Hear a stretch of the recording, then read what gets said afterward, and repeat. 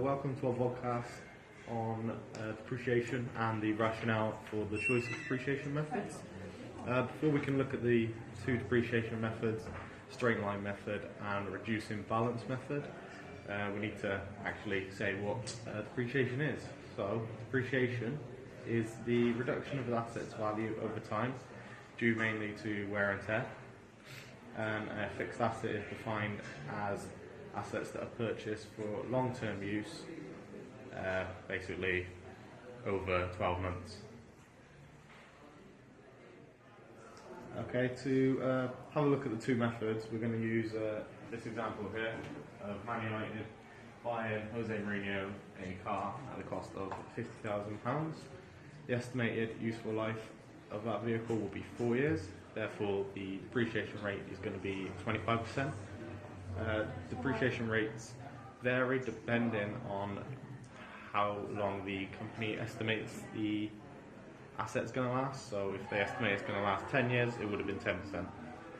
And if it had been 20%, 5%, so on.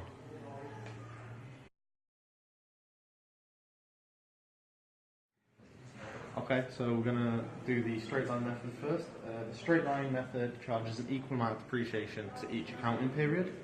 You can calculate this by the original cost of the asset, which is 50,000, minus the scrap value, which, to keep it simple, in this example, we're not going to have any, so naught, and the estimated life of the asset, which is 4 years.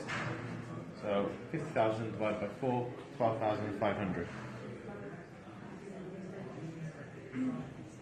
Okay, so we're going to do the example now. So we've got the 4 years here, the cost 50,000.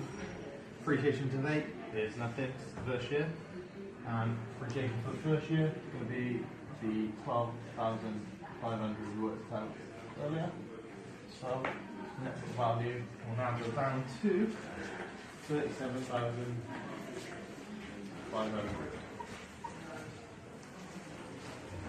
For the first year. On to next year. Depreciation to date is now 12,500 for the first year, and depreciation for the year is another 12,500.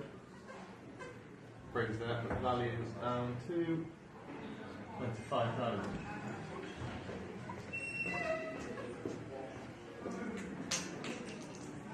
In 2018, the depreciation to date is now 25,000. So we've already, as we're halfway through, we've written off half the asset. Depreciation again for the year, 12,500. Net book value goes down to 12,500. And final year, 2019, depreciation to date is now 37,500. Depreciation for the year, 12,500. As you can see, it's the same every single year, and now the net value is £0 and the asset is been completely written off. Now on to the reducing balance method.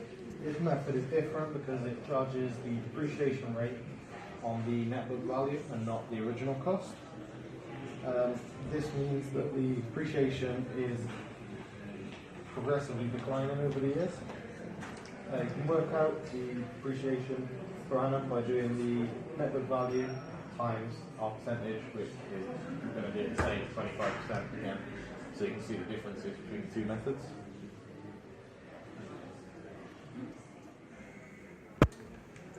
Okay, so for the first year, the net book value will be 50 because we've just bought it.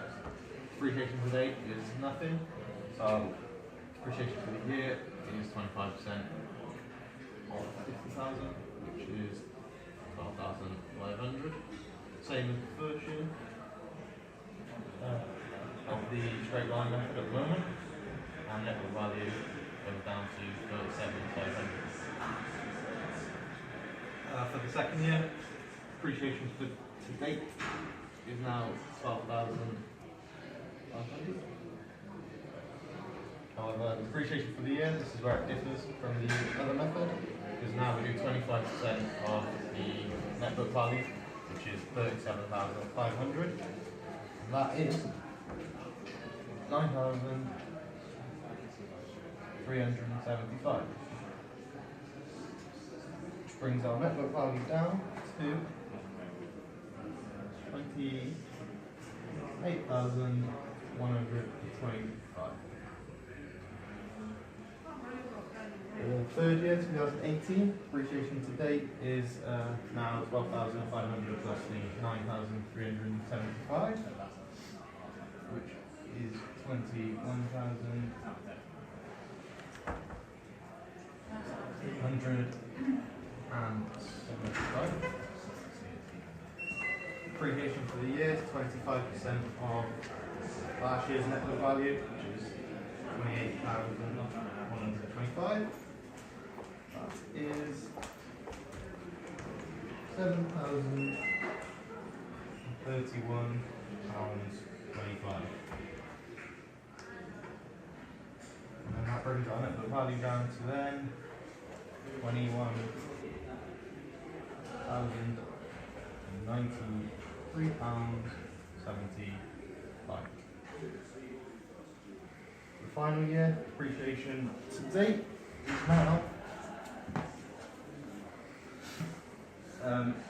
the 21,875 plus 7,031.25p is £28,906.25.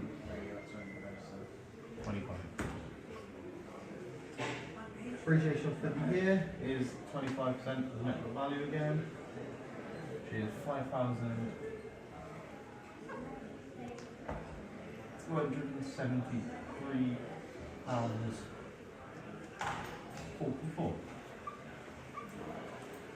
Bring our final net book value to £15,820.31p.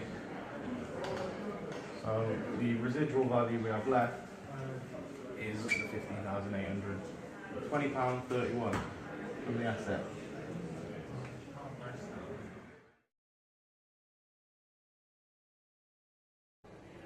Okay, so the impacts on the profit and loss and the balance sheet for the two methods. If you're using the straight line method, the depreciation for the years are going to be a higher value throughout its life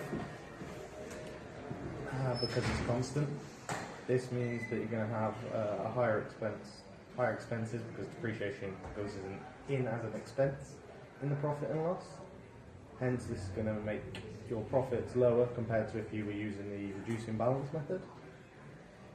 However, this might not be bad because some companies prefer to keep their profits lower so that they can pay less tax to the government.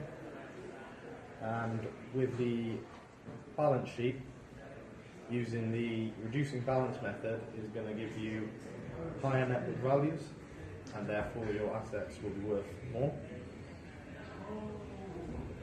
This means that you can show your company being worth more on your balance sheet. Another thing about the reducing balance method, so the profit and loss, is that although they will have to pay more tax, they're making more profit. It also allows their stock prices to stay higher if they've got higher profits, and they're pretty dare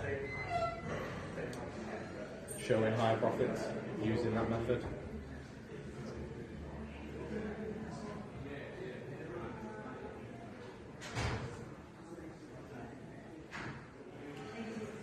So when it comes to choosing a method of depreciation to use, it all depends on what the company wants to do. If the company wants to keep their share prices higher, then they're likely going to use the reducing balance method instead of the straight line method, because it allows them to have a lower depreciation for the year, therefore their expenses are lower and their profits can be higher.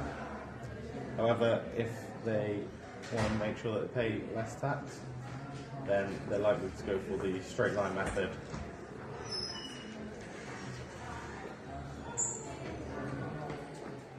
Right, so why we would use the straight line method? Firstly, it's the most commonly used method. It's also the simplest method to use and to calculate because the depreciation is constant throughout. It completely writes off the value of the asset by the end of its life, and it's more appropriate for assets that are used equally throughout their life, such as a building, because the depreciation rate is the same every single year.